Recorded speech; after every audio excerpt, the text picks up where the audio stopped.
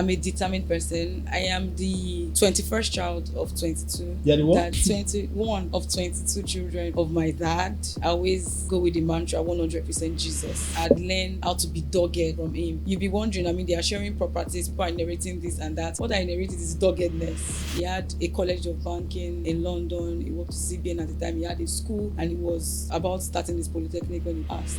I taught in school. I worked in fast food. I learned how to repair phones. So I knew how to repair gadgets. And when I was 17 after school, my mommy had asked me to leave because when you're bringing gadgets, you have these guys hanging around you and stuff. So but I knew how to repair phone. I was selling phone casing. I taught in St. Philomena Secondary School. And then when I was in school, I also learned how to make money with Shambhala. I did microbiology as a first degree, University of Port Harcourt. But what I learned studying microbiology is, I worked with microorganisms, paying attention to details and doing things meticulously. It has helped me in the real estate space. I've seen where getting it wrong would cost you a huge amount of money. Getting a line wrong, a clause that is not correct, not understanding properly, not contesting it. So learning microbiology, maybe I'm not practicing public health or I'm not a medical microbiologist, it has helped me in this space because I'm working with documents, people's information. It's a sensitive business. So at first, I was attracted with the big money I was hearing. I came into this space and I was like, this guy, he bought a house for 100 million. I've never heard of that figure. You guys make that money. I was staying in Port Harcourt and I relocated to Lagos. This guy got that much money and he's wearing slippers. He should have 10 escorts. If you go out, guy will say, why are you playing small when you can play big?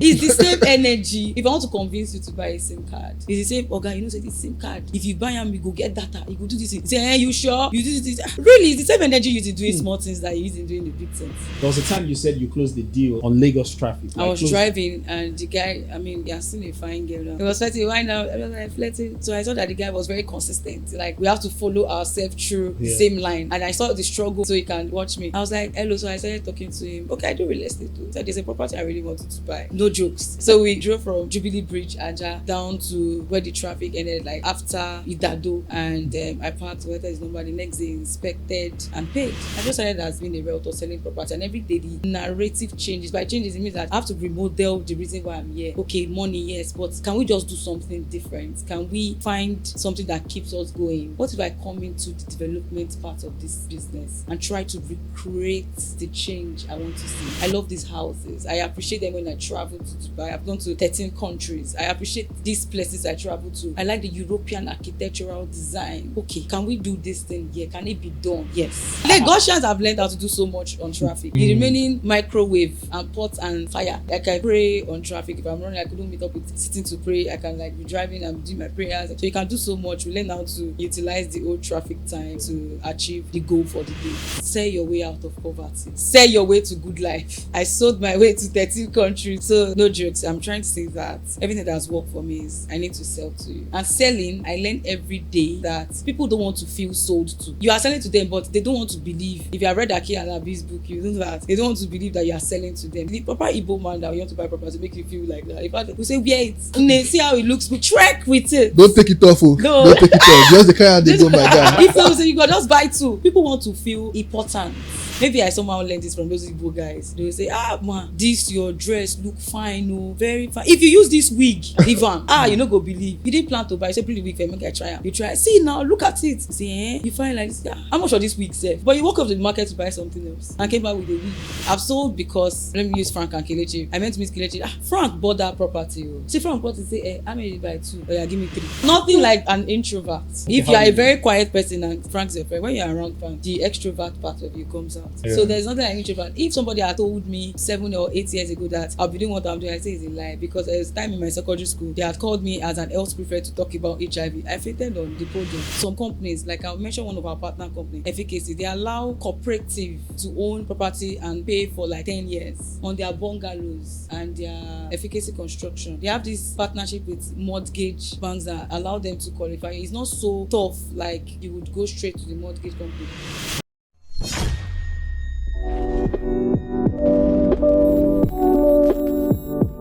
Ladies and gentlemen, welcome to the Frankly Business Podcast. You know how we do it here. We break down the business for you to really understand and bring people who have been there and they've done that. And this time around, we're taking a look at what is happening in the real estate space. What is really happening with real estate? The do's, the don'ts, the scams, the reality. How to perhaps save yourself from the scam of real estate and really understanding how to navigate that particular terrain, because real estate is one of the it's one of the investment asset class that you can say stays for a lifetime, because the land can't go anywhere. It can't, even if there's earthquake, you still have access to that land.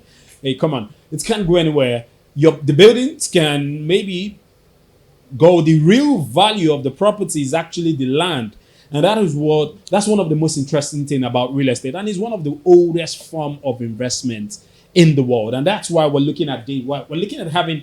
We'll be having this conversation today. We're having this conversation. And ladies and gentlemen, you know how we do it here. We bring guests who have their skin on the game. Kelechi. Yeah. Okay. So I think my own view would be, thank you for having me, Frank, as my able host. So my own view about real estate is, I think sometimes we forget to see it as a leverage asset. I will explain. Is some people see it as investment. I'm gonna keep my money and my money grow. But if you own multiple piece of land, you could take it to the bank to get a loan to expand in everything you do. So as a leverage asset, it has never been marketed like that. So young people like, why would I keep my money to grow? But there are other vessels and there are other ways you could leverage on real estate to grow. So that's why I'm pretty happy about this episode. Happy with our guest. She's a young female leader playing in the real estate sector. So for me to also empower young ladies out there that they can do more and also get into that space. Today, we've got a very, very beautiful lady, somebody who is a leader in the real estate space. She's been doing amazing stuff. And the fact that she's young, very focused, and again, a lady, I think that's a massive, massive win for that sector. It's a sector that is highly dominated by men, right? And so when you see in the leader a woman who is coming to perhaps disrupt and bring in some kind of innovation to the space, then I think that's something we need to celebrate. And that's why we have the Frankly Business Podcast. Come on. Ladies and gentlemen, we have no other person but Ivie Omas. Ivie Omas is she's the CEO of Actionable Properties. She's been able to do a couple of stuffs in the real estate space, over 10 years experience. She's partnered with over 10 real estate firms and has managed and coordinated the sales and acquisition of several landed, off-plan, and fully developed properties within and outside Nigeria, with over 100 plus clients. 100 plus clients. You know what it means to get just one client in real estate? Now, having over 100 clients that you're servicing, it tells you how very massive her wings are in that particular space. She's a alumni of the University of Port Harcourt and also an alumni of LBS, the Lagos Business School, and also one of the mentees of Ibukun Awoshika. I would love to say that. Very, very sound business lady. And you know, when you're under such authority and under such surveillance, then definitely what do you expect? You expect no other thing but the best. Ivie Omas, you're very much welcome to the Frankly Business Podcast. Thank you very much, Frank, for having me. Thank you, Kelechi. Welcome. I was telling Kelechi that very soon we're going to have Ibukun Awoshika on the Frankly Business Very Podcast. possible. Somebody has asked, or somebody, one of our guests also recommended her, because we have a culture towards the end of the show, you would recommend who you want on the Frankly Business Podcast, and you ask the person. I join hands in recommending that. No, anyways, when we get there. But let's stay on Mrs. Ibukun Awoshika. Yeah. I don't know if you see the pattern of what's happening. She's been able to replicate herself in thousands and thousands of women. Yeah. Right? To dare to succeed, to lead in different spaces, even male-dominated spaces. She's telling you can do it, and you can also balance your career, your home, and anything you want to do. I love the fact that I think she's even now incorporating men. Yes. She just did the live series for men. Yeah, live series for men. So it's good, like, we are focused on women and we forget, like, these people are married to men. Like, these men need to be leveled up. Yes, to be able to carry the women the way they carry themselves, and to be able to support them in the home and their career to go a long way. Who is Ivie Omas? I think that's sometimes we're always excited with the light camera action. Let's walk us down through your story, because real estate is apart from the ideas, apart from being very focused, it's very capital intensive, and so it takes a lot of guts for you to be able to perhaps withstand the challenges of that sector. Walk us through your story. So my story as Ivie Omas, or my story in my career path. Yeah, Ivie Omas, your career paths, Ivie everything Omas. that makes you Ivie Omas. My personality, yes, I am focused and determined. I don't take no for an answer, except God says this should be no, and I hear from Him. And I always go with the mantra 100% Jesus, because I run everything, my activity, my successes, and my plans with Jesus, because He's our altar and finisher of our faith, and it has worked for me. So for me, I am a determined person. I am the 21st child of 22. Yeah, the what? That is 21 of 22 children of my dad, my family. Do you mean your community? Or you stay in the 21st streets? Yeah. I mean number 21 of 22 of the Omar Device family. Samuel Device. I need to drink some So water. you should see that I Whoa. grew up amongst men, a community. Yeah. And one interesting thing about my dad is the fact that he likes to. My late dad is late now. He would say, my money is for me and my wife's. People should learn how to make it. But the basic thing, school, academics, it will make sure you go through it from beginning to the end. Unfortunately, he passed when I was 13, and I'd learned how to be dogged from him. You know, these things stay in you. You don't know it's really born in you. You'll be wondering, I mean, they are sharing properties, people are inheriting this and that. What I inherited is doggedness. Yeah, it's not something that is inborn. And you know, when you have an abusive man or abusive father, it somehow remains in the child, is recessive, and you see that when the child grows up, it kind of expresses it in marriages or actions or things. But what I learned is this guy is dogged. He had a college of banking in London. He worked to CBN at the time. He had a school, and he was about starting his polytechnic when he passed. So it has worked for me. So I've grown into. I taught in school. I worked in fast food. I learned how to repair phones. So I knew how to repair gadgets. And when I was 17, after school, Wow. my mommy had asked me to leave because, like, when you're repairing gadgets, you have all these guys hanging around you and stuff. So by I repair phone, I was selling phone casing. I taught in St. Philomena Secondary School, and then when I was in school, I also learned how to make money with Shambhala. I learned how to do. There's something called Shambhala. Yeah, I remember Shambhala. Yes, Shambhala, totally. yes. And And crafts.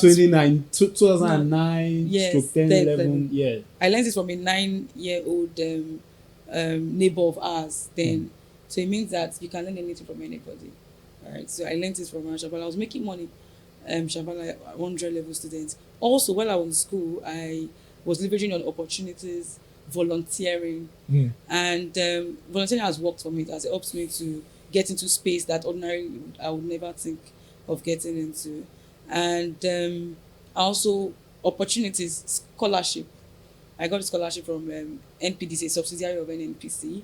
I also wrote different schools. I tried MTN scholarship, I tried Total, and so it's about identifying opportunity, that I'm always there. What are people doing? Community to grow. I'm always wanting to learn.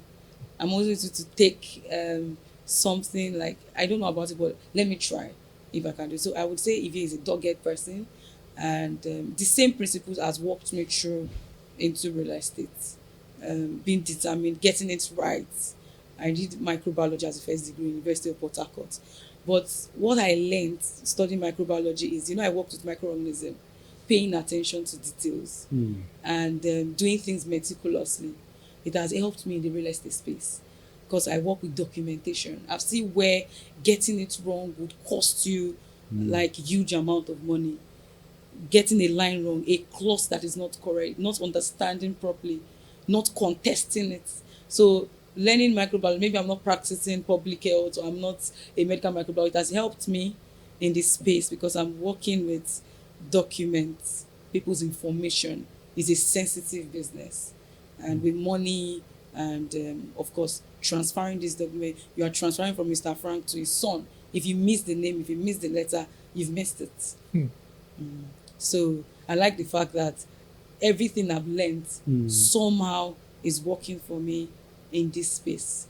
And there was a time I partly did an internship with Rapper TV. I wanted to become a broadcaster then. So it has helped me to learn how to be vocal, to talk, to stand on stage and to express myself. There was a time I volunteered for MTN, volunteered for anybody doing stuff in University of Port Harcourt. It has helped me to learn the skill of marketing, negotiating. So you notice that every single thing you've ever done makes up who you are. So you don't just come into the space and think you learned on this space. You just a simple thing that you've been doing in a while also makes you a leader and somehow aligns together to build your career path. But it's lovely what you have said. It shows that your earning potential is attributed to your learning potential. Yes. Yeah, true. So if you keep learning, you keep earning more. But let's say, let me ask this question. For you, why do you decide real estate is where I want to go? If you look at your story, you have touched all parts, phone case, Shabala, entertainment. So when did you say, okay, this is my thing and I'm going to be the best at it? Do you know what comes with, like I just did a deep sigh and doing something that comes with peace. You are not promised a rosy journey, but you know that, you see this thing, I am here, I am here. Like it comes with this piece of certainty, knowing that you want to inspire a change. I won't lie, we are human beings. At first, I was attracted with the big money I was hearing. I came into this space and I was like, this guy, he bought a house for 100 million? I've never heard of that figure. You guys make that money. I was staying in Port Harcourt and I relocated to Lagos. And I was hearing, this guy, my client, his budget is 200 million. And when I go home, I'll ask me, am I okay? Am I? But now I talk in billions of there. Like, oh, sir, if you have 2 billion, it's not enough budget to get this property. And this was when I was there, 20 million. Do people really, this guy got that much money and he's wearing slippers? He should have 10 escorts. So first, like, the money attracted me, and I was like if you go watch, I would say, why are you playing small when you can play big? Hi. It's the same energy to say, if I want to convince you to buy a SIM card, it's the same, okay, you know, say the SIM card, if you buy them, you go get data, you go do this. You say, hey, you sure? You do this. And it's the same, you can play big and also use that. Really, it's the same energy you use in doing small things that you use in doing the big things. You just need to have that guts and dare. It's just the same energy. So yes, the money. Secondly, I like to, if there's a problem somewhere, I try to find a solution. That what happened when I was an event planner. Like this, planning a wedding then was, these people, this is a very special day. Like, let us make it amazing, perfect. Let's cross the T's, dot the I's. And all these things are kind of connected. And in this space, I want to do this right. Why are these people complaining? Why are they saying this place is flooded? Can this thing be changed? What's wrong? What can we do to solve this problem? This guy said he has this budget. Is it that he'll be thrown in the streets? Can he get somewhere? And that's what I was able to help one of my friends that is a celebrity. He said, this is what he has. This is what he has. I was okay, let us see if we can check street to street. We can see something that can meet like 80% of what you are looking for. So for me, I'm coming to this space to inspire change and to do things more differently and sustainably. I just started as being a realtor selling property, and every day the narrative changes. By changes, it means that I have to remodel the reason why I'm here. Okay, money, yes, but can we just do something different? Can we find something that keeps us going? So I helped my friend in looking for a property. It took him 3 months. And we definitely found that house. We're like, this is what I was looking for. That patience. If I was not a patient person trying to do something different, I was like, okay, what are you looking for? People say they don't be down for heaven. Maybe it's not on earth again.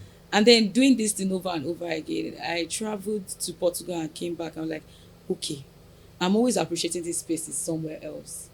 What if I come into the development part of this business and try to create the change I want to see? I love these houses. I appreciate them when I travel to Dubai. I've gone to 13 countries. I appreciate these places I travel to. I like the European architectural designs. I like, okay, can we do this thing here? Can it be done? Yes. Can we find a place where people can begin to appreciate it? Maybe not influencing everybody, but if we start somewhere, people can say, oh, they like it, somebody can replicate it, and they can learn how to do something proper and well. That's why I came into transitioning from just being a broker to a developer, a new developer in this space. Nice. But that's a male-dominated space too. Yeah. Much more. They're like, can you do it? Yes, you can. Yeah. Okay. Okay, so I feel that real estate is a very, very... You're good with sales. With my little research, known you for a while, I've seen how there was a time you said you closed the deal on traffic. Yes. On Lagos traffic. I was driving and the guy, I mean, he has seen a fine girl now. He was flirting. Why now? I was like, flirting. So I saw that the guy was very consistent. Like, we have to follow ourselves through the same line. I was here and I saw the struggle on, he needs to be with me so he can watch me.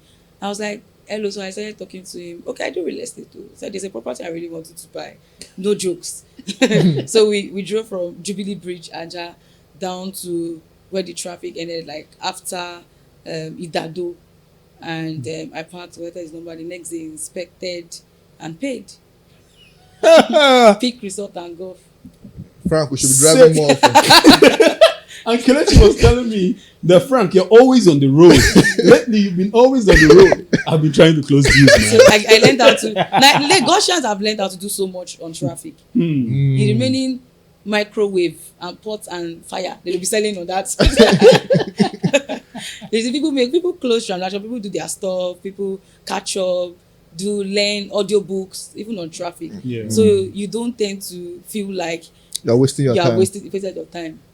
I can pray on traffic. If I'm running, I couldn't meet up with sitting to pray. I can be driving and do my prayers. So you can do so much. We learn how to, utilize the old traffic time to achieve the goal for the day. You said that it's very, very difficult to, what's the word? That the same energy you use in selling SIM card is the same energy you need to sell real estate. Yeah. But it's also, there are two different realities. One is you're selling to the, we always say the bourgeoisies. The 1% of the 1%. You're selling to the 1% of the 1%. And by the way, for you to be one of the 1% in the world, you know how much you need? $70,000 in the entire world. In Nigeria, only less than 1% have 500,000 naira in their accounts. Less than 1%. That's what data says. That's what data says. You get 1% of Nigerians. Do you know what 1% is of Nigeria? It's Lagos State. It's 20 million. Sorry, 2 million. Sorry, 2 million. Because 10% is 20 million. Yes. You get. So 2 million. Nigeria is in abject poverty. If you're talking about people who be saying whole, right? You want to mention the political class. Do you know you can count these guys? How many companies do we have in the country that are owned by Nigerians? You get. So Nigeria, yes, we have money, but it's only to the few, and the few have it. The few really have this money. You get. Yeah. So what I'm saying in essence, how do you sell? I think let's really talk about sales, because a lot of people are into real estate. You just come and hang that flyer on your car and tell you, okay, I do real estate, but you look like somebody that's coming from the farm. But what is the psychology of selling, especially high ticket sales? I'm also trying to say that you had mentioned then that real estate is a capital intensive industrial space. Yeah. The times have changed. It's not like that because of different platforms to allow people to invest right now. There's a payment plan that allow you to spread your payment for a long time. There's tokenization, real estate investment group, where you can collectively own this thing with your friends, with your family, instead of going in as an individual. You can share the risk. Yeah, you share the risks and you also share the profit that comes from investing in that particular property. So their real estate is interesting. So I get to, and likewise selling. I think what has worked for me, sell your way out of poverty. I like to say, sell your way to good life. I sold my way to 13 countries on the tour. So no jokes. I'm trying to say that everything that has worked for me is I need to sell to you. And selling, I learn every day that selling is not, people don't want to feel sold to. You are selling to them, but they don't want to believe. If you have read Aki Alabi's book, you know that they don't want to believe that you are selling to them. They don't like it. And how I'm able to sell houses and even properties as much as I can cut figures here, like big houses, is I'm selling to them, but I don't make them feel like I'm selling to them. I get into a space, a lovely house. I say, oh my God. I probably have seen that Kelechi has 2 amazing children and he loves them so much. I'll say, Tunde will like this room. You know, he loves jumping around. Yeah. He loves, you give them a mental picture of, ma, you don't like this kitchen. I like this thing. This chandelier is crazy. If you put it on in the night, let's try it. Let's turn it off. Let's turn it on. She will say, oh my God, see this thing. I like this thing. So they try to picture themselves in the home already. I don't say, so sir, the Bob is here, this thing. So when we get into the house, we make you feel like, I tell you, sir, you will love this house because this is your next home.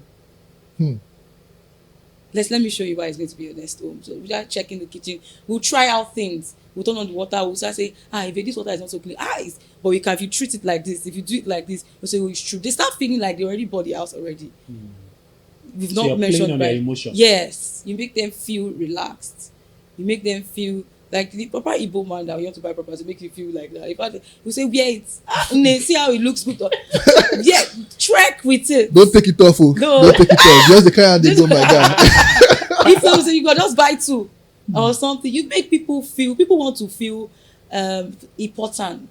Yeah. People want to feel, they don't want to feel like they've been sold to. You say, this is really nice. This space like this now, you can, that your mattress, is this 6 by 6? Well, I think you should push it, you should be closer to the window. You say, oh, my wife likes it no, push it to the window. Madam, how you see him? He says, is it the madam's room? Yes, I'll do this thing there. And you are demonstrating.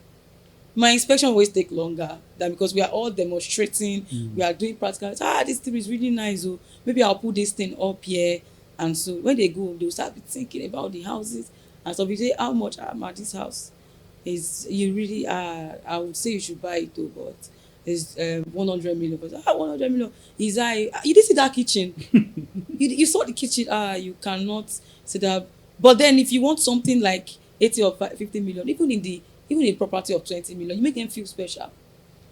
See this rug now, you could just put the plants for this bag. It go make sense. So you say, okay, we'll lift this thing up, making people feel special and thinking that they're already living in the home allows me to sell more than coming to tell you, buy this.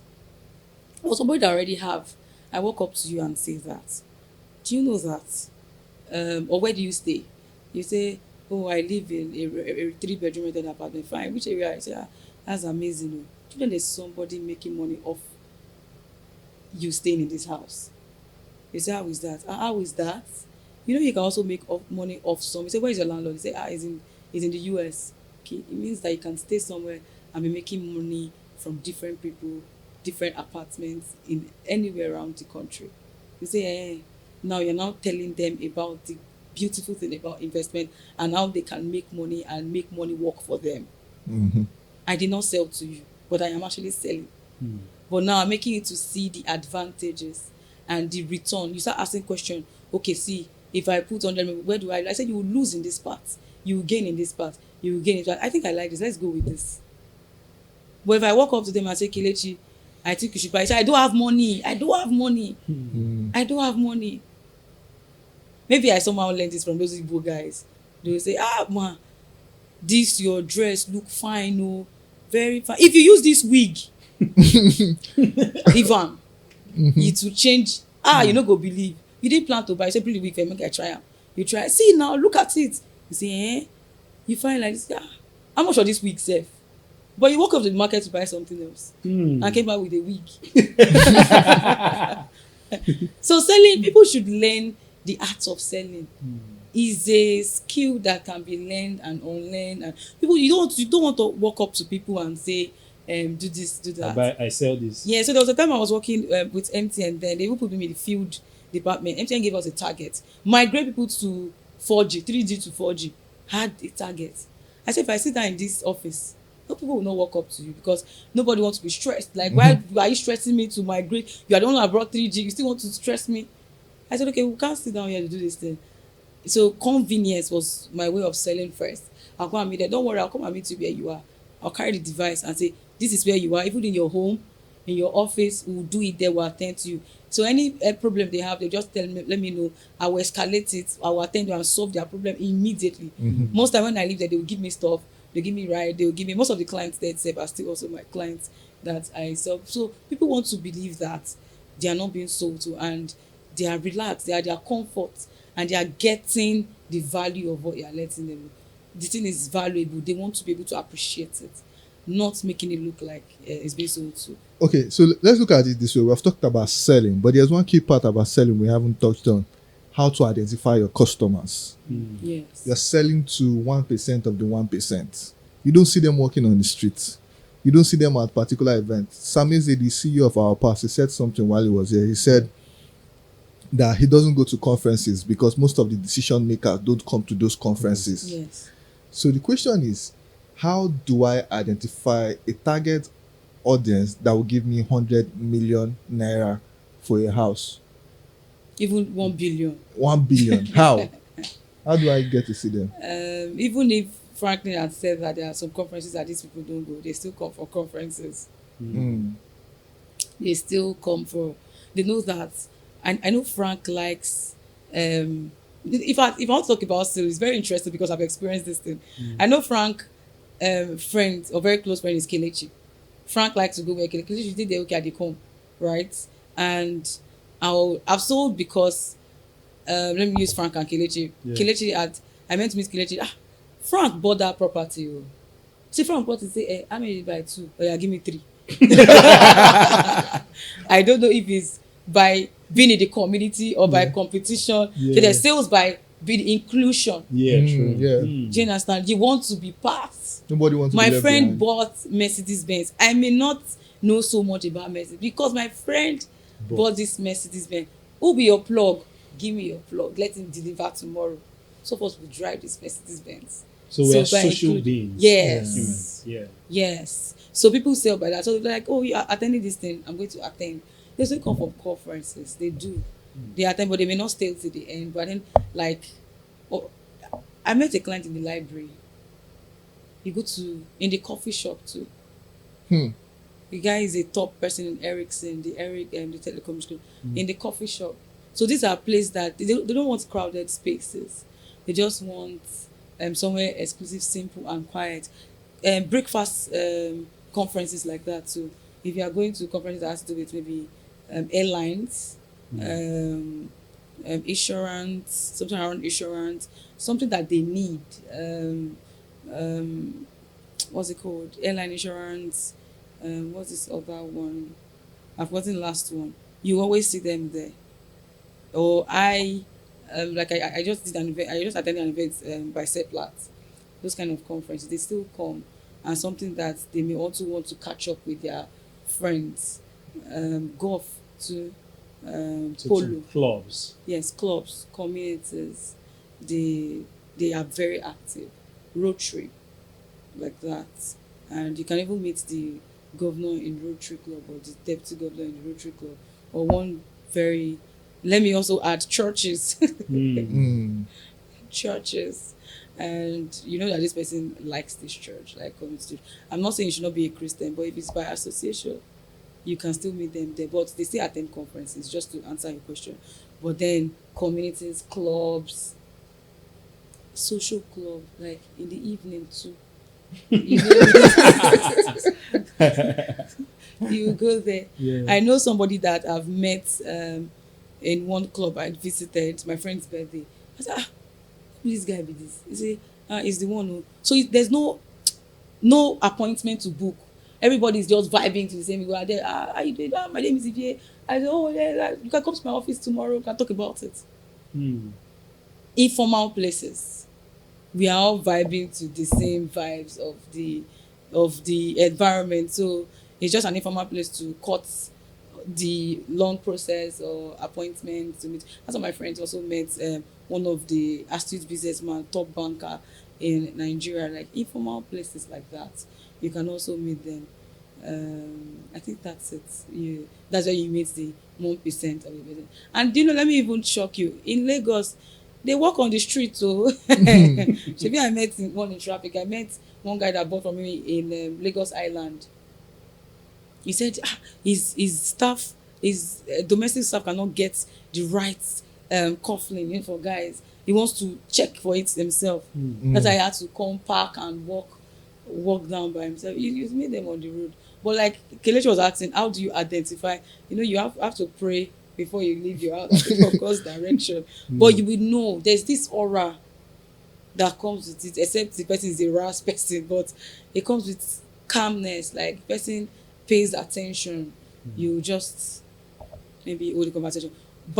In the bank space, bank area, maybe on the ATM stand or bank waiting area, you can also see them. The airport, I also met a client on flights, even economy, business class, first class. You meet them waiting places, arenas. You also see them football stadiums. For somebody to walk up there, he has time to go there and say he wants to support. Say maybe don't chop your phone now. Why you want to support people? So let me just meet you in these places. I think for me, those are places that I know that you can likely meet people. And also, I wear Mango a lot. Mango brand, like designers. If you know a particular, you can meet them. The circle is small, and you go there. Like Mango. This is a Mango shirt right now. You go there. It's not everybody that if somebody buys Mango, sees a Mango, they will know. Oh, this is a Mango quality. So you tend to meet people. You can call it a community. Like, oh, we are the same people. What do you do? What do you do? This is what I do. This is what I do, and like that. So last introverts, you hand will touch you in this country. No, introverts you can market, digital marketing, leverage. And there's nothing like an introvert. If you are a very quiet person and Frank's your friend, when you're around Frank, the extrovert part of you comes out. Do you understand? Yeah. So there's nothing like introvert. If somebody had told me 7 or 8 years ago that I'll be doing what I'm doing, I say it's a lie, because there was a time in my secondary school they had called me as an health prefect to talk about HIV. I fainted on the podium. I cannot. As a Catholic self, I joined the reader that vocabulary development so that I can learn how to talk. As I raised my hand, I said, a reading from I just paused. God save me. God save me. So these are things that we can learn. Yeah, but to Frank, let me just share this before we go on a break. Yeah. I've sat down we have had like 20 episodes and different guests. I don't know if some will air, some will air, and some won't air too. And it shows that actually, for you to change your life, it's a personal journey. Yes. Intentional. You out of 22? Very personal. The odds were stacked against her from the get-go. She's 21 out of 22. I want to remember myself, take training. No, you get me. And do you know what? Somebody was talking about that thing there. Sometimes it's not even the money. You can have all the money, but you know that upbringing and raising a child has a lot doing with quality time. Yes. Quality. Do you have the time to do for the 18th child, to spend with the 18th child? And then when you now get to the 24th, they forgot us. So the point is, it's a personal journey, and young people watching, I tend to share this a lot with my young friends, and they'll be like, oh, Casey, come and mentor us and stuff like that. And I'll be like, do I have that time? But once this podcast drop, I send it to them so they get to be mentored with other people. Personal development will take you out of poverty in the quickest time possible if you just focus on yourself. Exactly. And that's the bit I've gotten from this podcast. Personal development will take you out of poverty. You've heard it from Cal. Ladies and gentlemen, we're going on a quick break. We'll come back, and definitely we're coming back to talk about the scams and the reality. Vetting the property, buying the property, the best way to buy it. These and many more. Frankly Business Podcast. Cheers.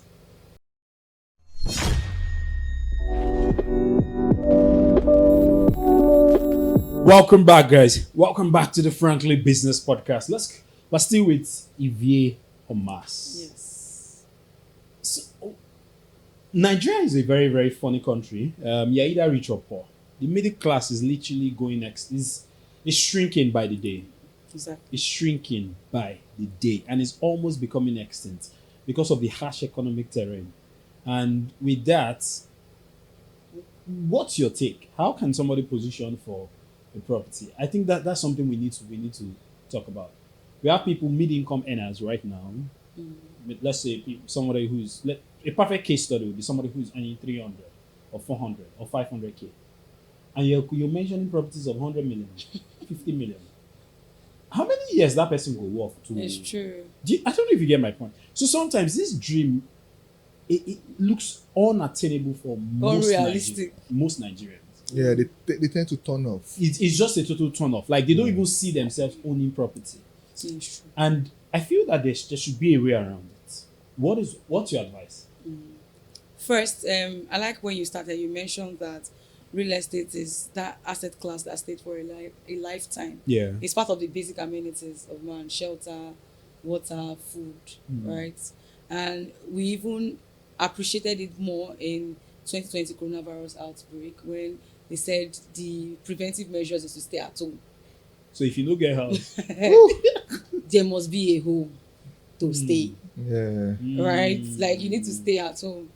And people began to see the need to own a home or own a place they can call a home, maybe for investment or residential personal use. So yes, you can have everybody to own properties. By property, so I don't want to start up. Let's say personal house. You want to build a house.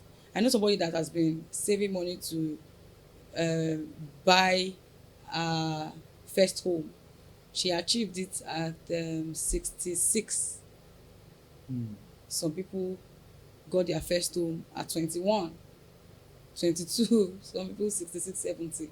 I know then when we were growing up, we see our dad bricks by bricks, trying to put this thing together. Most times they don't end up roofing it. It's the children that will roof it or plaster it. Or it has always been there, even before the OH economy. But what we've been able to do right now is there's a payment plan. Different country, different local markets, and how the real estate works there.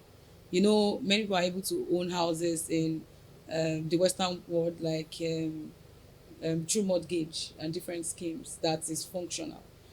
But yeah, we have mortgage. Like I was gisting with Frank, we do have mortgage, but it's still the 1% of the percent that would access the mortgage, and information also help, right? how does it work? You have an idea?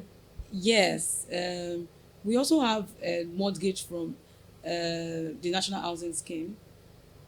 We have the mortgage from bank and institutional mortgage, but we are able to make this inaccessible with or come to the mortgage with payment plan. We see that we said, okay, this people may not qualify you to get this mortgage, but with payment plan it allow you to pay. It's called pay small for 36 months, 24 months to own the property. The only disadvantage is most times the developer don't tend to deliver these projects because inflation, as that when they started paying to when they would deliver the project, it's not more balanced. Like they are now the one losing money, and there's always this lag behind delivering the project, and people don't feel that is the verifiable or stable way to invest or buy their property. That mortgage you can for those that qualify, they get up to 20 years, 10 years, 15 years, which is good. But like I said, you need to different institutions, different banks, different people in charge of mortgage plan have their interest rates and how they go about it. The one I know of is my client is a professor in the US, in Washington. He was qualified for a mortgage loan, but he wanted to get a property. I was saying like around 350 million. I think 350. I'm still calling high amounts. So maybe I should call something cheaper.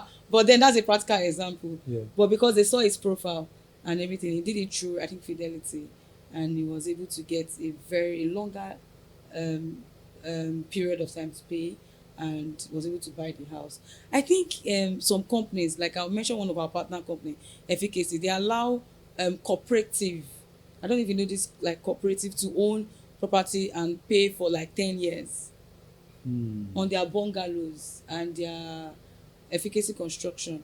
They have this partnership with mortgage banks that allow them to qualify. It's not so tough like you would go straight to the mortgage company, because then I think there's a deposit you make and they give you their documents to attach to the documents that was provided for you to be able to qualify. So they help you around getting the qualification for the mortgage. So I don't really think it's tough, but that's what I can just talk about the mortgage. But for me, I would say the payment plan still works.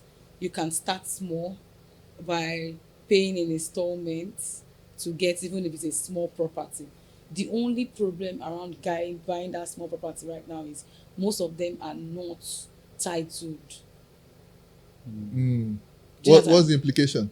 The implication is when in a case where this demolition thing or something want to happen, the government want to do something in that area and they want to compensate you, they can't compensate you if your property is not registered in the Ministry of Lands.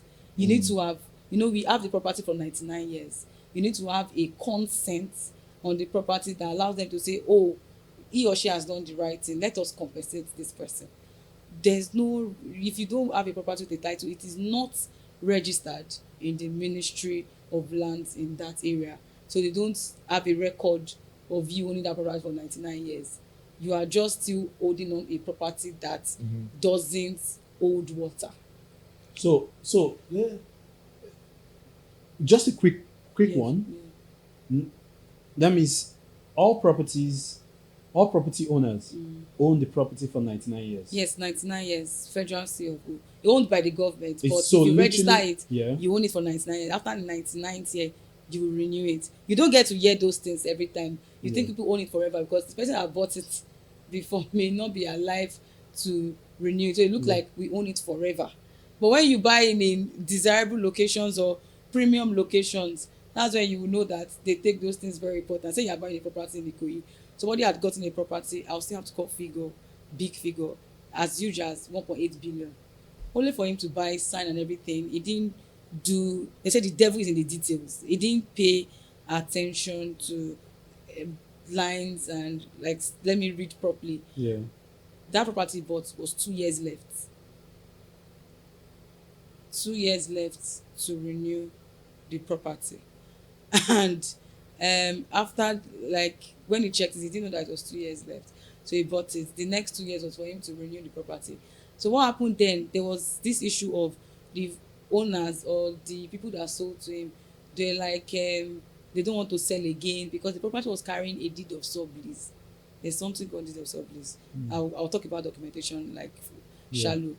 They said they don't want to sell again. So what they do is they if they want to sell now, they will sell the property, the current value of the property at that time, back to you if you can buy it. So it's always tricky. So most times, like answering this question, yes, you own the property to renew after 99 years. And it's always very good to check if you're buying from an individual or an existing owner, how many years left, so you are aware and know when you are meant to renew the property. So you own it for 99 years. So coming back to how people can buy, I think people can leverage on the pay small scheme that I know of. And for the mortgage, you can just check mortgage banks and see their criteria and their terms and conditions. Yeah. So I want to digress a little bit. We talk real estate, and I feel it's only glamorous in Lagos. Yeah. And I'll use this to push an agenda. I'm coming. only glamorous in Lagos, and we don't see other people adopting the kind of hustle real estate style that Lagos have. And we have seen Lagos develop and Abuja develop over time, and Port Harcourt develop over time. But apart from those three regions, which other region are stepping up to these states? Which other state are stepping up to also develop in terms of real estate? So we have 3 states. And left out of the 3, even 34. Yeah, some people will give a case study of, okay, I don't buy properties in those states because they are not economically viable. Yes. So I go in and buy in a village, and I come back in the next 5 to 10 years. The village is not yet developed. It's still there. So my money hasn't even grown. The house is just static like that. And I was having a conversation with my friend and with myself on my WhatsApp this morning, and I said, it's time that my own region, the Southeast region, start developing a housing scheme. Because the era of you taking 200 million to go and build a house in the East that you only come back one time to live in is dead. So it brings me the question is, do you have plans of expanding your real estate portfolio to other regions? And how does the government play a part in making sure that real estate is thriving in other regions too? Yes, somebody had asked me that what actually qualifies a place to be the best part to invest. Mm-hmm. It is the infrastructure that place has. What is happening there? Are they malls, schools, companies? What drives value to that property that you can say, this is New York is New York. It must be New York. If it's not this thing, I cannot go to Arizona. I'm just using other places. They're coming to Lagos. What makes a place thrive is what's happening around that area. You can see Lagos. I was asking Mr. Frank this morning, why do you think Lagos is populated? Why do you think Lagos is populated? It's the economic viability of Lagos. Airport, seaport, and the rest. Port Harcourt too. Yeah. And maybe Abuja, maybe because it's the capital. Yes. The seat of power. Exactly. So the next state you mentioned before is that is trying to pick up is Ibadan right now. Oyo. And you mentioned, yes, Oyo State. I'm currently developing a townhouses and a resort, and I'm doing it in Ibadan. Actually, currently, that's my own debut project, and I started in Ibadan, not even in our Lagos. So when it comes to, I don't know, like every other industry, it happens in, there's something called make believe. I don't know if you have something like that. Yeah, why not? There's another thing called perceived value. If we have the money, and we are even say, let's say an instance state, for instance, we say this is where it is happening. Let me come back to the crypto. So it happens in the crypto space. I say this is the coin that is on board now. Somebody is influencing the coin, the IP, the coin. Everybody say, now it happen. Everybody's going here, is going here. Maybe somebody wants to do something really, a data company is looking for where to settle, and you are able to convince them to come to your town. That town is yes, it don't happen for that town. Eventually, we're talking about somebody's village. Do you understand? If that influence can be there, somebody going there to, develop the place or position themselves there, you've given relevance to that whole community, and everybody have property there, the value has increased immediately. But what happens in trying to go to this place? Foreign investors, security. Is it secured? That's the question. With the community boys, your community boys, will you not go and loot everything from the company? Is it secured? If you see that Lagos has a security, your investment is kind of secure because it's busy, it's a bubbling city and stuff. If they can maybe push the seaport to other places, I don't know, I'm not an economist, as I would say, but if they can make other city vibrant or do other things like push the seaport there to be functional in other places, maybe in Anambra or something, that region can be enhanced with what's happening there, and you can see that people would start investing there and the place will be thriving. So that perceived thing also work in that space. But as it is now, it's still the Lagos, Abuja, and Port Harcourt, and the next thing is Ibadan and maybe Ogun State, because it's closer to the major city, which is Lagos. And there's security, there's you seeing your money put to work, because people are coming in and coming out every day in Lagos. And that's really, when it comes to real estate investment and making your money work for you, is when you see that you invest and you can easily flip and do other things, and your money, there's cash flow. That's what it is. So instead of just tying your money there, so but if you can able to push this same activity to a particular area, I think it will do the same thing in the economy of that area, thriving. And from Delta State, they had called me that I should come and see how we can develop the place. I asked my friends, are people ready to go to Delta State? And they say, no, we are here. Oh. Nobody is going anywhere. We are here because there's somebody that said when they started one time, they didn't get that support, they didn't get that. And getting these materials, importing it, or it's just stressful trying to go through. Yeah. So I think if you can have more people channel their energy to developing a particular place, it's going to make the area thrive or increase or enhance the life of the people and the investment in that area. Therefore, your housing scheme, I think it's a very good thing, because I don't know why I should go to Anambra and I'm seeing a whole mansion. What happened in Abuja is somebody had consulted me. He has 6 bedrooms duplex. It is 6, is not even small 6. This space we are right now is like a store in one that 6 bedrooms. So big, like 200 square meter space for a room. So they say, Oga, how did you wake up to just think about it? You say you had many children. They didn't. So anytime I even, sorry to digress, when people are buying the property, I tell them, how many children do you intend to have? Because this property is also a factor in that you need to consider when buying or building a house, because you will leave it and it becomes a distress sale. What we're able to do there, we converted it to a guest house and make the room smaller, and they do that too in Lekki. They give it out as shared apartments, converting it. They are doing some conversion now to try to make the money work for them and have people have cash flow and not have money tied down. So if they can do that in the East, all those mansions, they're not going to stay. They know they will not stay, and they build it for competition or maybe prestige or something. My friend will say, they should start doing affordable housing there and put the money to use. I think it will work. Yeah, because it helps. I'll put 200 million in a mansion that I won't leave. And if I'll leave 100 year. But if the government can come, I think it still boils down to the trust in the government. If the government can come in and say, okay, we want to provide, every year we want to provide 2,000 homes to people there. They do that. In the East. No, not in the East. Like, we are looking at how the spending culture in the East. We want to provide 2,000 homes to people there. And we're doing it for 8 years. And by the 8th year, we'll have 16,000 homes where people can stay. And those homes, you can acquire it for 15 million naira. Yes. 9 million safe. You can acquire it for Bayelsa, Uyo, even Delta. It's part of what the current minister of housing is currently. So they do this housing scheme that allow people to own the space and. So instead of you putting your 200 million for just one mansion, you could spread it out and say, okay, I'll give you the 200 million.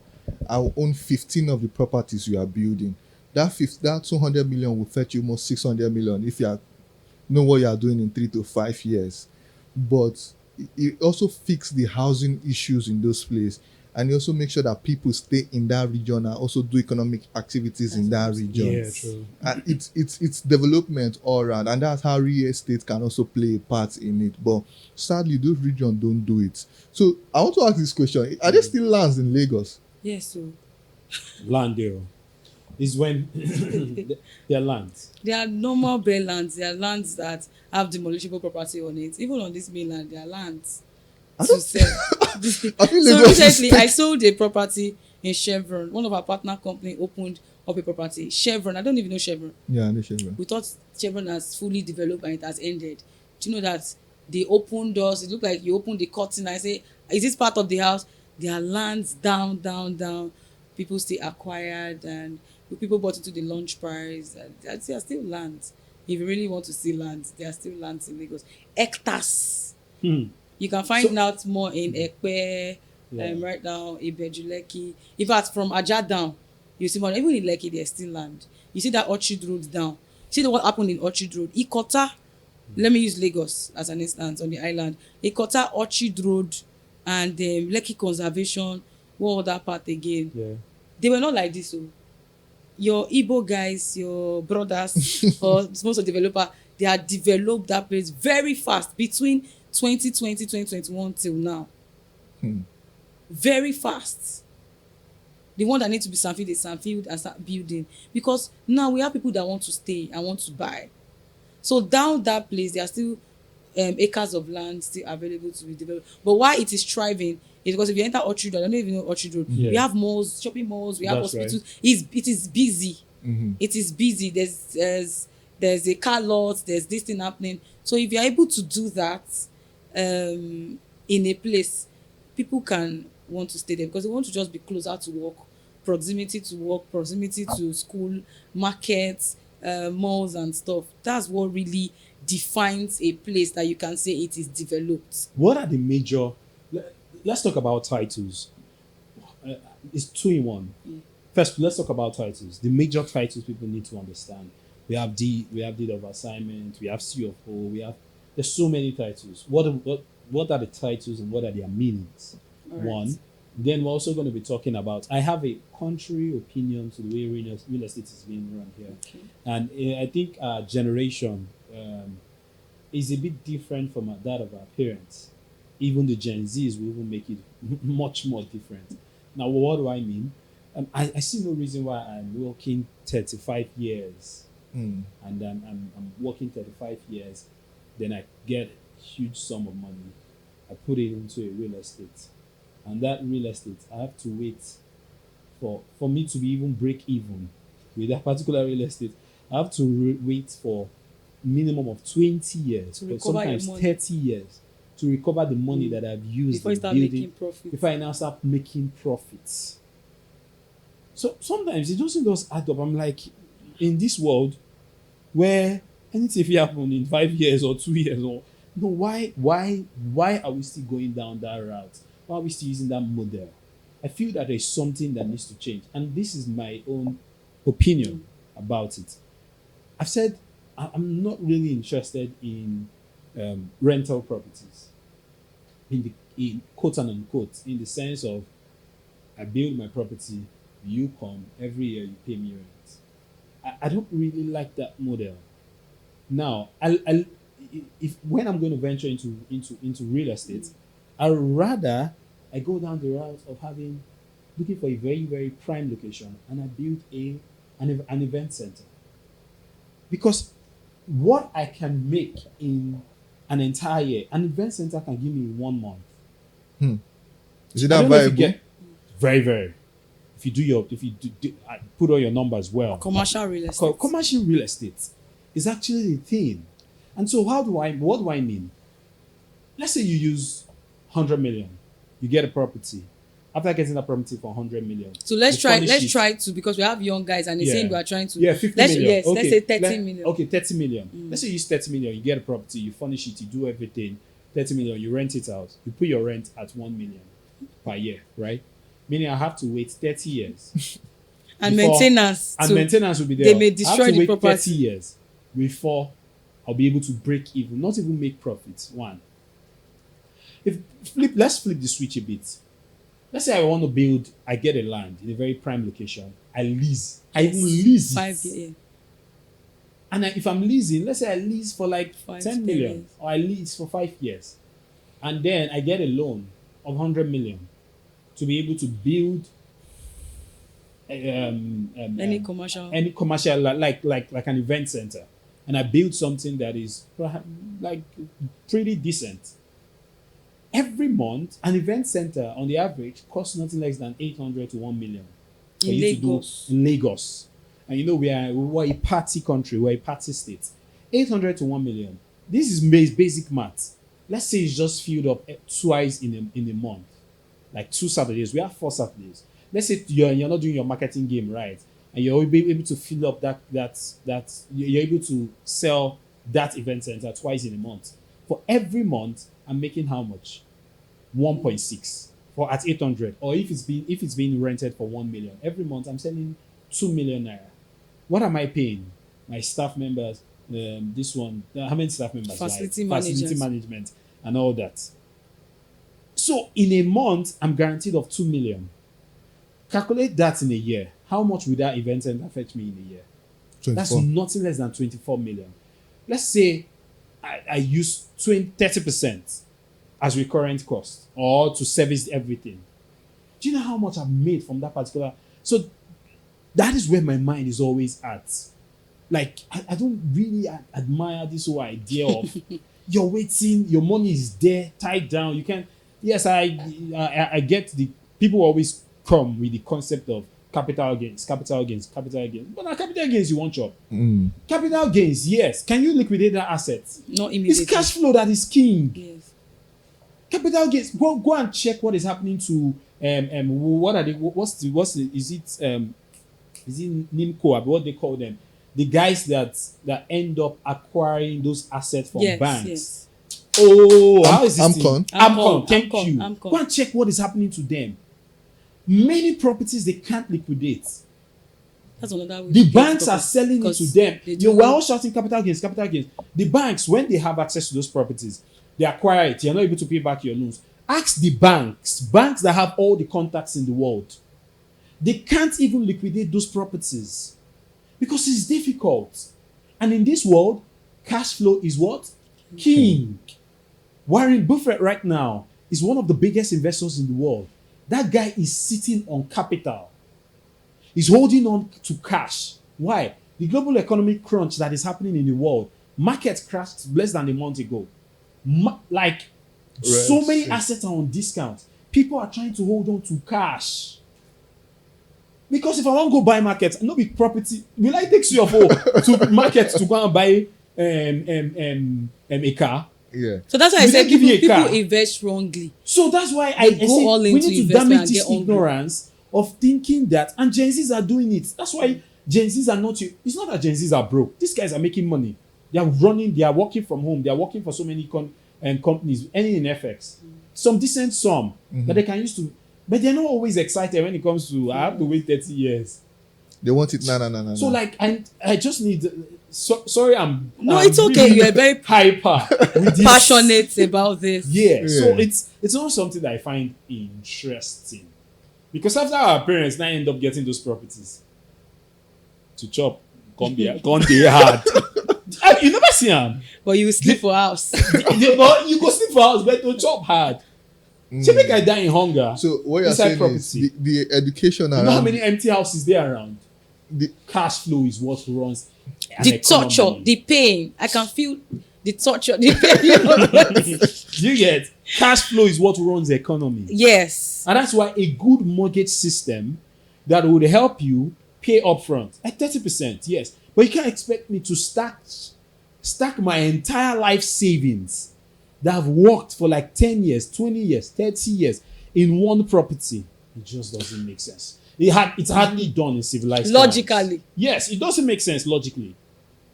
Because that money can be used to do other things in the economy. Do you get? Create more jobs. To create more jobs. That is it. No, but you can't blame our parents though. The information, how many podcasts like this were there during our parent turn? So the information wasn't really there. But you can't tell me now that commercial real estate doesn't have its own. I want to come there. I wanted him to finish. Okay, please. Yes. So, but before I come there, I wanted to note something. So when people invest, most time they invest wrongly. I know a guy that had 80 million naira he had made from a crypto transaction then, and he just went straight to Port Harcourt and said he wants to buy a house, which is very okay. I'm not saying buying a house it is very bad, but you need to even allow the money. How old are you? 24. Do you need these 5 bedrooms now? That's the first question I asked him, because we are not staying there. He said, I just want to buy so I will know I own the property. Do you know that those houses that had sliding door then, that will say this house is gang? Mm-hmm. If you take me to those houses, I'll say, what are people doing here now? I don't see what's going on.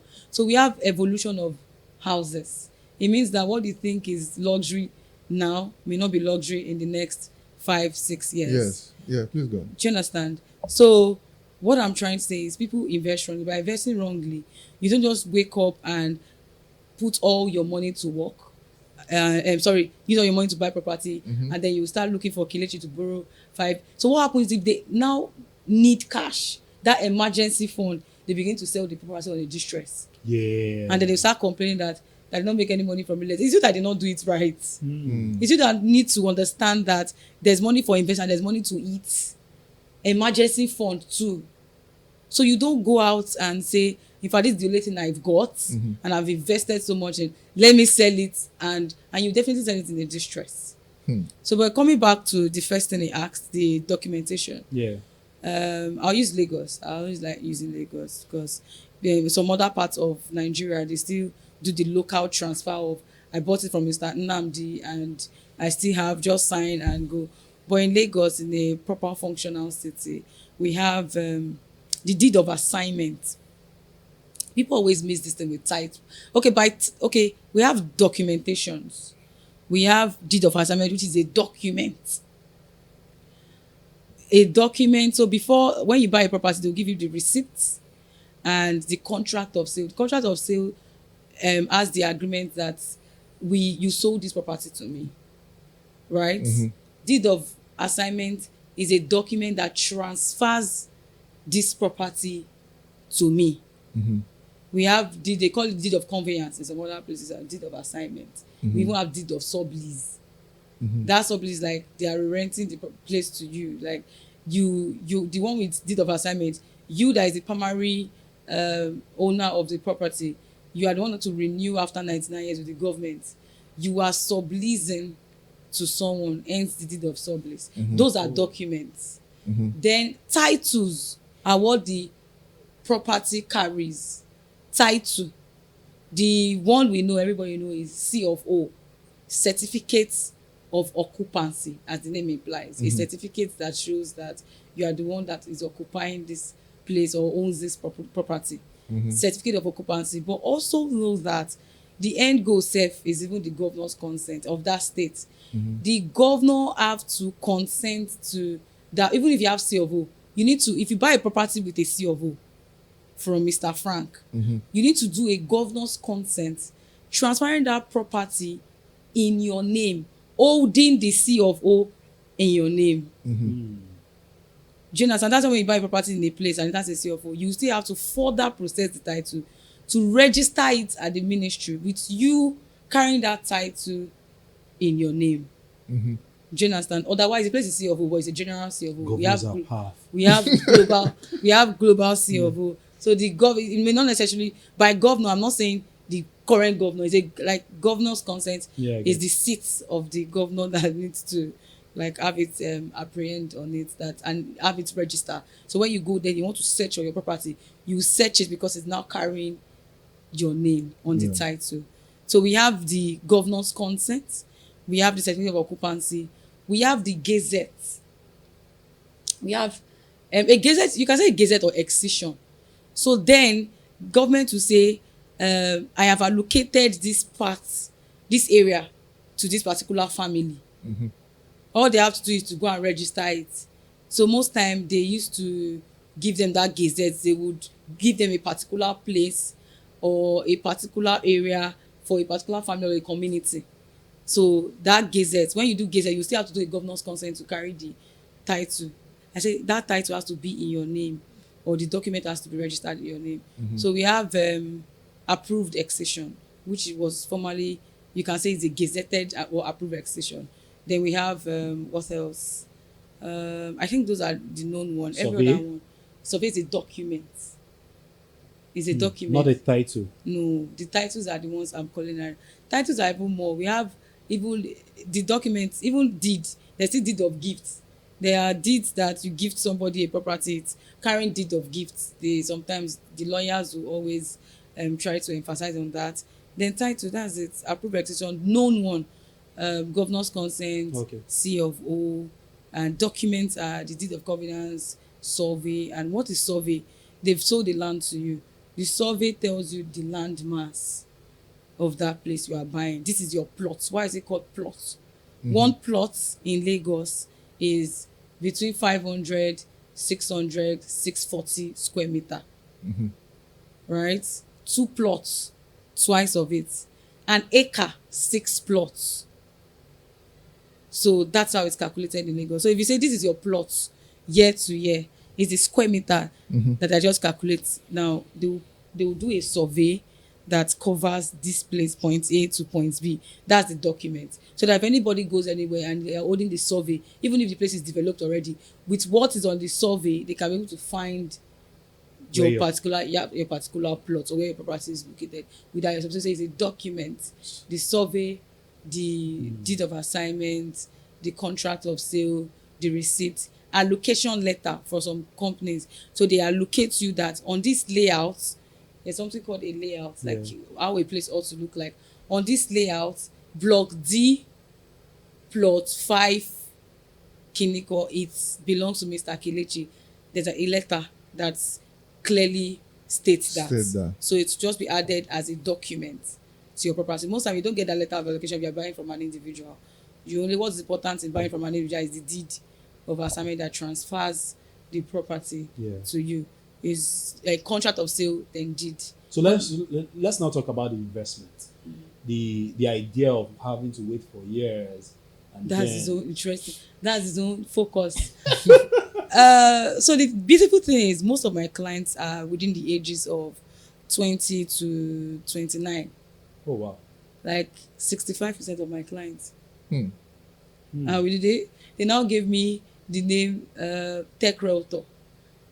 So I am able to explain to them that they don't find an average young person don't find real estate interesting. They say, well, they don't find the crypto space more interesting because it is busy. You are buying coin, hold, sell, buy. There's a transaction, an everyday transaction is busy. Everybody's busy. This one is doing this. So they still see that it's a traditional scheme, but it has gone past that, like you explained. So there are different categories of real estate. We have the residential, commercial, industrial, like I explained. Some people buy land to use for agricultural purpose. Some people buy land to lease for business, offices. Those guys are making money. Some people have bought land, commercial property that is directly facing the road, and you see banks leasing from that guy. And even if he has not sold the property, he's still making money annually. So even the one you are mentioning, event center, there must be first a land that is being bought before buying or getting to buy a property to wait. Somebody had to still wait for you to stay in the rented apartment before you got before. Interestingly, what we can do is what I advise them. Most of them, I have clients that like friends of 4 or friends of 3, they come together to own a particular property, and I tell them to buy a property in a desirable location. By desirable location, like you said, the developed parts. Buy a property that is when you even talk about investment, what really comes to your mind? Is it not for you to buy and get your money but flip it? Do you understand? Buy, flip, or buy to use, build for people to start staying and you get your money back. Really, the truth is rental properties in some place are very, very slow. Imagine buying a property for 15 million naira and you are putting up, let's say, 4 million. You need that many years to recover that money back. But most people do what is called Airbnb. Because an Airbnb, averagely, even on a 1 or 2 bedrooms, you make nothing less than between 12 to 28 or 30 million if you know what you are doing. So my friend bought a studio apartment on off plan. Off plan is paying installment. She had bought below market value. If you are doing off plan, you are buying below market value. So he bought at 25 million. In 3 years, she had recovered her money back. What they are always nothing is rosy or straight. When you mention commercial property, that event center, if you have competitors, you will not make that money you are calculating. If you go and buy the event center and you look in a thick village, or it's in a street. That's why I say prime location. Yes, prime location to even be in a street. In a street, it is not. It's you build a 500 capacity, and we have people that want 1,000 capacity. There's nothing to spice it up. There are no maybe the guy doing barbecue at the side, or you don't have 1 or 2 events on Friday. Nothing to drive traffic to that place. You can't even guarantee if your marketing is not even strong. This what you are calculating is you are just calculating figures. It is not realistic. So, but it has its own issue. But so far so good when it comes to real estate investment. Commercial will always do well. Commercial will always do well. Now you're talking. Industrial is not for everybody. Manufacturing company. I know this space that guy then he was saying that you cannot buy a house to do rental property, but he was going to build factory. Yeah, but I want to ask a question. With the new trend of work from home, are commercial real estate very viable? If we are looking at the office commercial real estate, are they still viable? Offices Do you know we have down. workspaces? They're now converting it to workspaces. The way we have cyber cafe, then there are people are buying time. There's still cash flow in workspaces, offices. So commercial will always thrive because people will build mall. People will be, they say work from home, you will still come out to do mall. And somebody just asked me for a property, 6 plots for lease because they need it for football. And they want to build a football center or stuff like that for golfing, sports arena. People always come out to go to church. Churches will still be there. Very true. What else? What other commercial thing can you use? Those things will always try because they are there. Clubs, there'll be beer But that parlours. does not mean that Joint. residential Yeah. does not make money. People make more money now on flipping. The best way to even make money now in Lagos is doing that off-plan scheme where you get to pay in installments like for 12 years. Why? Because you buy the property below market value. My client bought a property in Ikate, 2-bedroom. While they were developing it, she had purchased it for 48 million. On the completion of the project, it was listed for 78 million. It wasn't even up to 12 months. Ivie, we're going to talk and talk and talk, especially when it has to do with real estate. Yeah, that's what I'm saying. Because everyone- I was trying to explain to Yeah. him that real estate we have different niche. We have what works for you may not work, but generally we're saying commercial works, and if you do it right. I also bought a distressed property. I was traveling to Lebanon then. I paid for it. The person needed money and I bought it for 15.5 million. And the next year was like last year, 2023. We didn't know the fate of the country during that election time. Like, should we run or should we stay or where are we right now? I say, but the way this thing is going now, let me just sell this property first. And I asked somebody that the interesting part of selling the property is when you meet somebody that needs the property at the time you are selling it. You want to sell this property now, and they say somebody has been looking for this bungalow to buy. You make more money as the seller. So then I said I wanted to flip this property. I said there's this company that wanted to even build there. Said they are looking for. Do you know how much I sold that property? How much? 34,700 thereabouts. No, let's get it in context, right? 15 34 million. Yes. 700,000. 15.5 million in November of 2022. 34 point something million naira in between March and April Of 2023. of 2023. That's Now wonderful, it's man. not always like that. There are properties that are distressed property too. We had friends that collectively bought a property at Campan Group, and they couldn't recover the money back because they had one crisis around that street. Then people were like, I'm not going to that area, or they had light issues. There are factors that make this property to stay. We are trying to sell it and we're like, okay, let's even reduce the price. Let's at least take our capital. And if we made slim profits, it's fine. We didn't even make profits. We didn't make any profits. So this thing is not cast in stones. What can work, but the thing is, do it rightly. But I would say do Airbnb, buy 2 bedrooms in locations that you know that people need. If you want to buy a 2-bedroom in Oniru now, or there are people that would buy it from you in 3 or 4 years time. So if you are doing Airbnb, for instance, and you've made your money, you can sell the property in the current value of that property at that time if it's properly managed. So you're buying a property for 80 million naira, for instance. You may not have recovered in 3 years, but maybe you've gotten some amount of money. Say you want to sell, you can now sell it for 130, 150, 140. You may say inflation, yes, but if you know what you are doing, you'll still be able to recover your money back. All right, TV. This conversation can span into 2 hours. Very true. Our last segment of the show is how we wrap things up. So, no Ibukun Awosika. Nominate one lady in your circle, or put in your circle that you would love for that is doing marvelously well in your circle, that you love for us to bring on the podcast to just teach In us. my space, in the real estate space. Anywhere. There's somebody that is doing well in the tech space. She's very young. I think she's about 23, 22. Ruth Ikega. Okay. Ruth Okay. Ikega. She's young and she's doing well. She has a community that allows people to harness their skills and to learn. So you have young people that they belong to the community. They are also learning software engineering, software development. They are learning technical marketing. They have a community that support them internationally. They are able to meet You have with a other question people. for her? For Roots. Yeah. How do you do it? How do you do it? How are you able to manage? You know, young people like these Gen Z people. You need. I'm between Gen Z and millennial. So, but I'll be like, are you big relax? You are too fast. You so how we should be able to manage them, and how we should be able to manage our time, achieve so much, and pull up conferences that you should get to impact these people, get to partner with international agencies to do conference one week in, 1 week out, and like that Chaos Africa, that's what she calls it. So and still tweet and post on LinkedIn and do that. Amazing, amazing, amazing. Ladies and gentlemen, it's been a great time. I really want to say something that always worked for me. All right. And an assignment, a personal assignment that everybody should do. Okay. It's not even about the real estate space, but it also works in the real estate space.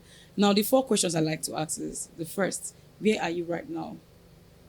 By where are you, I am not talking about this place, Airport Road, Ikeja. Where are you in your life?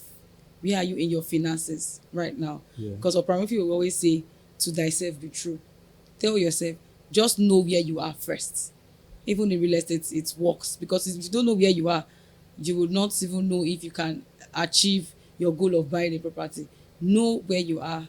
Where do you see yourself in 5 years, in 6 years, with everything you are doing now? All right? Yeah. And where do you intend to be? Like my role model always say, when you get to 70 and you look back, do you think it's a worthwhile journey? That's always the question. And the last is, what you are doing currently, would it lead you to where you want to be? Or where you intend to be? So these are questions that apply in different spheres of life. As a person, even in the real estate space, you need to know where you are. Maybe in 5 years, you want to have 10 properties. But if you're able to know where you are now, it's going to guide you around buying 1 or 2 properties and achieving what you want to achieve in your finances. Ivie Omas, thank you. Thank you. And that's it on the Frankly Business Podcast. Answer those 4 questions, and definitely I believe that your life would transform. Because those 4 questions are questions that touches all aspects of your life. You go think about your life. Where are you? Where do you want to be? If you look back at your life, would you say that you've impacted your generation? I think those are the 4 questions you need to answer. And that's it. And it's a wrap for the Frankly Business Podcast, this episode. See you next episode. Like, share, subscribe. Definitely, a conference is coming up very, very soon. Very, very soon. Sooner than you expect. And also join the Frankly Business community. It's called the Growth Hub across all social media platforms. Click on the link and also watch on VOP TV Live. Big shout out to our sponsors, Romeo Pizza and Coldberry Ice Cream. Cheers. Until next episode.